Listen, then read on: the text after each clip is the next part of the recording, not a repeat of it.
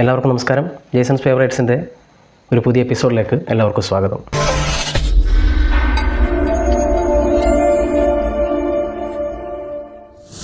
ഇപ്പോൾ ഒരുപാട് നാളുകളായി ഒരു ഓൺ വോയിസ് വീഡിയോ ചെയ്തിട്ട് ഷോർട്ട് വീഡിയോ ഒക്കെ ഇട്ടിട്ട് ചാനൽ ഇങ്ങനെ അപ്ഡേറ്റ് ആക്കി നിർത്തിയിട്ടുണ്ടായിരുന്നു.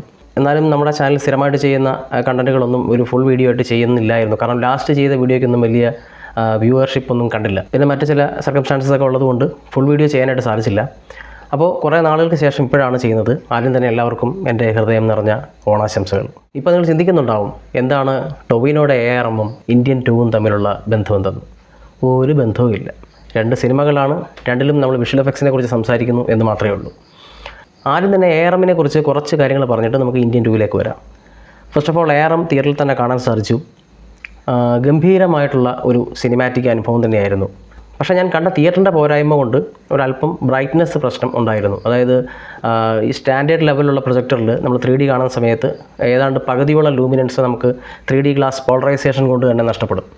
അപ്പോൾ മാക്സിമം നല്ല ലൂമിനൻസ് ഉള്ള പ്രൊജക്ടറിൻ്റെ ഒരു ഔട്ടിലുണ്ടെങ്കിൽ തന്നെ നമ്മൾ ഈ പോളറൈസ്ഡ് ഗ്ലാസ് വെക്കുമ്പോൾ ഉള്ള ഈ ഒരു ബ്രൈറ്റ്നെസ് കട്ടാവലിൻ്റെ പ്രശ്നം പരിഹരിക്കപ്പെടുന്നുള്ളൂ. എന്നാലും വളരെ ഡെപ്തായിട്ടുള്ള 3D എഫക്റ്റുകളൊക്കെ സംഭവിച്ചിട്ടുണ്ട്.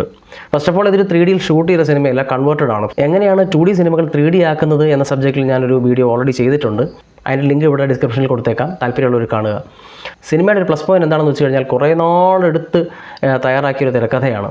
അതുകൊണ്ട് തന്നെ മാക്സിമം ഡീറ്റെയിൽ ആണ് തിരക്കഥ. പിന്നെ ഇതിനകത്ത് ഏറ്റവും വലിയൊരു സംഭവം എന്ന് വെച്ച് കഴിഞ്ഞാൽ ഒരു 3 പീരീഡാണ് സിനിമ. ലാസ്റ്റ്, അതായത് പ്രസൻറ്റിൽ നടക്കുന്ന കഥ എന്ന് പറയുന്നത് പോലും നമ്മുടെ കാലഘട്ടമല്ല. നമുക്ക് ഒരു VHS ടേപ്പും കളർ TV ഒക്കെ വരാൻ തുടങ്ങിയ ഒരു കാലഘട്ടമാണ് ഈ സിനിമയുടെ പ്രസൻറ്റ് കാലഘട്ടമായിട്ട് കാണിക്കുന്നത്. അതുകൊണ്ട് തന്നെ വളരെയധികം ശ്രദ്ധിക്കേണ്ടിയിരിക്കുന്നു ഒരുപാട് കാര്യങ്ങൾ. ഇവരുടെ കോസ്റ്റ്യൂംസിലാണെങ്കിലും അല്ലെങ്കിൽ ആ വിഷ്വലിൽ എന്തൊക്കെ കാണുന്നു അതെല്ലാം ബാധിക്കും. കാരണം ഇതെല്ലാം പീരീഡ് ഒന്ന് ചേഞ്ച് ആയാൽ തന്നെ, ഒന്ന് ഫ്യൂച്ചറിലേക്കോ ഒന്ന് പാസ്റ്റിലേക്കോ മാറിയാൽ തന്നെ വളരെയധികം ബഡ്ജറ്റിൻ്റെ വ്യത്യാസം ഉണ്ടാവും. അതൊക്കെ അവർ വളരെ ക്ലിയറായിട്ട് തന്നെ പിടിച്ചിട്ടുണ്ട്. ഇനി 3Dയെ കുറിച്ച് പറയാനാണെങ്കിൽ ചില സീനുകളിൽ വളരെ ക്ലോസ് ആയിട്ട് കാണിക്കുന്ന, ക്യാമറയോട് വളരെ അടുത്ത് കാണിക്കുന്ന ചില സാധനങ്ങൾ ജസ്റ്റ് ഓപ്പോസിറ്റായിട്ട് ഫീൽ ചെയ്ത ചില ഷോട്ടുകളുണ്ടായിരുന്നു. അത് സ്റ്റീരിയോഗ്രാഫിയുടെ പ്രശ്നമായിരിക്കാം. എത്ര പേര് ശ്രദ്ധിച്ചിട്ടുണ്ട് എന്ന് എനിക്കറിയില്ല. ചില ഫ്ലെയിംസ് ഒക്കെ കാണിക്കുന്ന സമയത്ത് ചില ഫ്ലെയിംസ് ആക്ച്വൽ വിഷ്വലിൽ അത് ക്യാമറയ്ക്ക് അടുത്താണ്, പക്ഷേ നമ്മൾ സ്ക്രീനിൽ കാണുന്ന സമയത്ത് മെയിൻ ക്യാരക്ടറിൻ്റെ അപ്പുറത്ത് നിൽക്കുന്നതായിട്ട് ഒരു ഫീൽ ഉണ്ടാവും. അപ്പോൾ അത് ഈ കൺവേർഷനിൽ വരുന്ന ചില പ്രശ്നങ്ങളാണെന്നാണ് എനിക്ക് തോന്നുന്നത്. പിന്നെ അതിൽ എനിക്ക് ഒട്ടും അങ്ങോട്ട് കൺവിൻസിങ് ആവാത്ത ഒരു വിഷ്വൽ എഫക്ട്സ് പോർഷൻ എന്ന് പറഞ്ഞു കഴിഞ്ഞാൽ കുറച്ച് മിന്നാമിനുകളൊക്കെ കാണിക്കുന്നുണ്ട്. അതിൻ്റെ ലൈറ്റിങ്സ് വളരെ കോമ്പോസിറ്റിങ്ങിലുള്ള ഒരു പ്രശ്നമാണെന്ന് തോന്നുന്നു. പുറത്തുനിന്ന് വരുന്നൊരു വലിയ ലൈറ്റ് സോഴ്സിനകത്ത് ഈ മിന്നാമിനിനെ കാണുന്ന സമയത്ത് ആ മിന്നാമിനിക്ക് ഇങ്ങനെ ഗ്ലോ ഒക്കെ ചെയ്യുന്നുണ്ട്. യൂഷ്വലി അങ്ങനെ റിയലായിട്ട് സംഭവിക്കാത്തത് കൊണ്ട് അവിടെ എന്തോ ഒരു കല്ലുകടി പോലെ എനിക്ക് അനുഭവപ്പെട്ടു. ഗംഭീരമായിട്ടുള്ള കുറേ വർക്കുകൾ അതിനകത്ത് വന്നിട്ടുണ്ട്. കൂടുതൽ സെറ്റ് എക്സ്റ്റൻഷൻസും ഒക്കെ CGയിൽ വന്നിട്ടുണ്ട്. ബാക്കിയുള്ള കാര്യങ്ങളൊക്കെ നമുക്ക് VFX ബ്രേക്ക് ഡൗൺ വന്നതിന് ശേഷം നമുക്ക് ചെറിയ വീഡിയോ ചെയ്യാം. ടൊവിനോയുടെ 50ാമത്തെ പടത്തിൽ ടൊവിനോ അങ്ങോട്ട് അഴിഞ്ഞാടി എന്ന് വേണമെങ്കിൽ പറയാം. 3 വ്യത്യസ്തമായിട്ടുള്ള കിടിലൻ ക്യാരക്ടറുകൾ കിട്ടിയിട്ടുണ്ട്. അതിൽ ഇപ്പോൾ നിങ്ങൾ സോഷ്യൽ മീഡിയയിൽ കാണുന്ന പോലെ മണിയൻ എന്ന് പറയുന്ന ആ ക്യാരക്ടറിൻ്റെ ഡെപ്തും അതിൻ്റെ പെർഫോമൻസും ഒക്കെ വേറെ ലെവൽ. ഓക്കെ, അപ്പോൾ നമുക്കിനി ഇന്ത്യൻ 2ലേക്ക് വരാം. ഇന്ത്യൻ 2നെ കുറിച്ച് ഇനി ഞാൻ ട്രോൾ ചെയ്തൊന്നും പറയാനായിട്ട് കാര്യമില്ല. ഓൾറെഡി ട്രോൾ പോലും ഔട്ട്ഡേറ്റഡ് ആയി. കുറേ അധികം ട്രോളുകൾ നമ്മൾ കണ്ടു. ഞാൻ സിനിമ കഷ്ടപ്പെട്ട് ഇരുന്ന് കണ്ടു എന്ന് വേണം പറയാൻ. ഫസ്റ്റ് ഓഫ് ഓൾ നമ്മുടെ ഇന്ത്യൻ 1 എന്ന് പറയുന്ന ആ ഒരു സിനിമ എന്ന് പറഞ്ഞാൽ അതൊരു മാസ്റ്റർ പീസാണ്. ശരിക്കും പുള്ളി ഇതിൽ തൊടാൻ പാടില്ലായിരുന്നു എന്നുള്ളതാണ് എൻ്റെ അഭിപ്രായം. എല്ലാവർക്കും സിമിലർ ആയിട്ടുള്ള അഭിപ്രായങ്ങൾ നേരത്തെ പറഞ്ഞിട്ടുണ്ട്. എന്നാലും ഞാൻ ഇന്ത്യൻ 2നെ കുറിച്ച് പറയാൻ വരുന്ന ഒരു സ്പെസിഫിക് ആയിട്ടുള്ളൊരു സീൻ കണ്ടപ്പോഴത്തേക്ക് ഞാൻ ആലോചിച്ചിരുന്നൊരു കാര്യം, ശങ്കർജി എഴുതിയ സമയത്ത് വേണ്ടത്ര റിസർച്ച് ഒന്നും ഇല്ലാതെ എഴുതി പിടിപ്പിച്ചതാണെന്ന് തോന്നുന്നു ഇന്ത്യൻ 2. മൊത്തത്തിലെ അതങ്ങോട്ട് വർക്കായില്ല ശരിക്കും പറഞ്ഞാൽ. ആരും തൊട്ടെടുത്ത് പറയാനാണെങ്കിൽ കുറേ വീഡിയോസ് ചെയ്യേണ്ടതായിട്ട് വരും. അതുകൊണ്ട് ഇന്ത്യൻ 2ലെ ഒരു സ്പെസിഫിക് ഷോട്ടിനെ കുറിച്ച് ഞാൻ പറയാം, സ്പെസിഫിക് ഒരു സീനിനെ കുറിച്ച് പറയാം. ഇതിനകത്ത് ആ വിജയ് മല്യയുടെ കൂട്ടിരിക്കുന്ന ക്യാരക്ടറിൻ്റെ ഒരു സീറോ ഗ്രാവിറ്റിയിലെ ഒരു സീനുണ്ട്.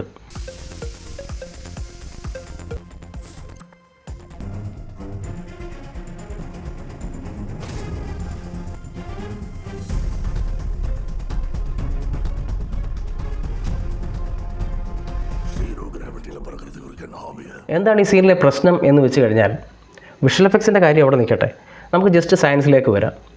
ഭൂമിയിൽ നമുക്ക് സീറോ ഗ്രാവിറ്റി ഉണ്ടാക്കാൻ കഴിയില്ല. നമുക്കൊരു മുറി അങ്ങോട്ട് ഡിസൈൻ ചെയ്തിട്ട് ഒരു സ്പേസ് സ്റ്റേഷൻ്റെ സെറ്റ് ഭൂമിയിൽ ഉണ്ടാക്കിയിട്ട് അതിനകത്ത് നമുക്ക് ഒരിക്കലും ഒരു സീറോ ഗ്രാവിറ്റി നമുക്ക് ഉണ്ടാക്കാൻ പറ്റില്ല. ആക്ച്വലി നാസയൊക്കെ എങ്ങനെയാണ് സീറോ ഗ്രാവിറ്റി പ്രാക്ടീസ് ചെയ്യുന്നത് വെച്ച് കഴിഞ്ഞാൽ, ഈ ആൾക്കാരെയും കൊണ്ട് അവർ പ്ലെയിനിൽ പോയിട്ട് ഒരു പ്രത്യേക വേഗതയിൽ താഴേക്ക് വരുന്ന കുറച്ച് മൊമെൻറ്റിലേക്ക് മാത്രമേ അവർക്ക് ആ സീറോ ഗ്രാവിറ്റി അനുഭവിക്കാൻ കഴിയുള്ളൂ. We are all trapped in gravity. നമുക്ക് ഒരു ഭൂമിയിൽ ഒരു എത്ര കട്ടിയുള്ള മുറി ഉണ്ടാക്കിയാലും ആ ഗ്രാവിറ്റിയിൽ നിന്ന് നമുക്ക് വിട്ടു നിൽക്കാൻ പറ്റില്ല. ആ ഗ്രാവിറ്റിയിൽ നിന്ന് നമ്മൾ വിട്ടു നിൽക്കുന്നൊരു മൊമെൻ്റ് എന്ന് പറഞ്ഞാൽ വീഴുന്ന സമയത്താണ്. ഇപ്പോൾ ഈ പ്ലെയിനിൽ ചെന്ന് പരിശീലിക്കുന്നത് കൂടാതെ തന്നെ കുറച്ച് നേരത്തേക്കുള്ള ആൻറ്റി ഗ്രാവിറ്റി പഠിക്കാൻ വേണ്ടിയിട്ട് വലിയ കുഴലിനകത്ത്, അതായത് ഒരുപാട് ഹൈറ്റുള്ള 800 മീറ്റർ ഹൈറ്റുള്ള ഒരു കുഴലിനകത്ത് നിന്ന് ഒരു വസ്തു താഴേക്ക് ഇടുകയും ആ വീഴുന്ന അത്രയും സെക്കൻഡുകളിൽ മാത്രം അനുഭവപ്പെടുന്ന ആൻറ്റി ഗ്രാവിറ്റി പഠിക്കുകയൊക്കെയാണ് ചെയ്യുന്നത്. അതുകൊണ്ട് തന്നെ ഇവർ ഈ കാണിക്കുന്ന മുറിയിൽ സീറോ ഗ്രാവിറ്റി വർക്ക് ആവില്ല. പിന്നെ അവർ ഉദ്ദേശിച്ചിരിക്കുന്നത് ഇതിനകത്തൊരു ഫാനുണ്ട്. അതായത് ദുബായ് പോലുള്ള രാജ്യങ്ങളിൽ സ്കൈ ഡൈവിങ് ചെയ്യാൻ പേടിയുള്ളവർക്ക് ഇൻറ്റീരിയർ സ്കൈ ഡൈവിംഗ് ഉണ്ട്. അതായത് ശക്തമായിട്ടുള്ളൊരു ഫാൻ താഴെ വയ്ക്കുകയും അതിൻ്റെ മേളിലൊരു നെറ്റും അതിൻ്റെ മേളിൽ ആൾക്കാർക്ക് പറക്കുകയും ചെയ്യാം. അതിനവർക്ക് പ്രത്യേക രീതിയിലുള്ള ഭയങ്കര ഈ സ്പേസ് സ്യൂട്ട് പോലുള്ള വസ്ത്രങ്ങളോ അങ്ങനെയുള്ള സാധനങ്ങളൊന്നും വേണ്ട. ജസ്റ്റ് ഒരു ഗോഗിൾസ് മാത്രം വെച്ചാൽ മതി, അവർക്ക് പറക്കാൻ സാധിക്കും. പക്ഷേ അതെന്ന് പറഞ്ഞാൽ നമ്മൾ പ്രതീക്ഷിക്കുന്നതിൽ അധികമായിട്ടുള്ള കാറ്റാണ്. മനുഷ്യൻ്റെ ബോഡിയെ എലവേറ്റ് ചെയ്യാൻ തക്ക വിധത്തിലുള്ള പവറുള്ള കാറ്റാണ് ഫാനിൽ വെക്കുന്നത്. പക്ഷേ ഈ മുറിയിൽ കാണിക്കുന്ന ഈ ഫാനൊന്നും വലിയ ഒരു കാറ്റ് കൊണ്ടുള്ള ഇമ്പാക്റ്റ് ഒന്നും ഇതിനകത്ത് കാണിക്കുന്നില്ല. മാർസിലേക്ക് ഇലോൺ മസ്ക് ആൾക്കാർ വിടുന്ന സമയത്ത് പുള്ളിക്ക് പോകാനായിട്ട് പ്രാക്ടീസ് ചെയ്യുന്നതാണ് സിനിമയിലെ വെയ്പ്പ്. പിന്നെ എൻ്റെ പരിമിതമായ അറിവ് വെച്ചിട്ട് interior sky diving space walk പ്രാക്ടീസിൻ്റെ ഒരു ഭാഗമേ അല്ല. ഇതേപോലെ ടിക് ടിക് ടിക് എന്ന് പറഞ്ഞ സിനിമയിലും കാണിച്ചിട്ടുണ്ട്. സ്പേസ് വാക്കിൻ്റെ പ്രാക്ടീസൊക്കെ എൻറ്റയർലി ഡിഫറൻ്റ് ആണ്. ഇനി അത് മാത്രമല്ല, ഭൂമിയുടെ അത്രയും ഗ്രാവിറ്റേഷണൽ പുൾ ഇല്ലെങ്കിലും മാർസിൽ നമുക്ക് നടക്കാൻ സാധിക്കും. അപ്പോൾ എന്തിനാണ് പുള്ളി ഇങ്ങനെയൊക്കെ ഉള്ള ഈ സ്പേസ്, അതായത് നമ്മുടെ കഴുത്തേലൊക്കെ നോക്കുമ്പോൾ നമുക്ക് മനസ്സിലാവും നമ്മുടെ ഈ ഹെൽമെറ്റ് ഡോക്ക് ചെയ്യാനുള്ള ഒരു റിങ്ങൊക്കെ ഉണ്ട്. പക്ഷേ എന്നാൽ പുള്ളി ഹെൽമെറ്റ് ധരിക്കുന്നില്ല.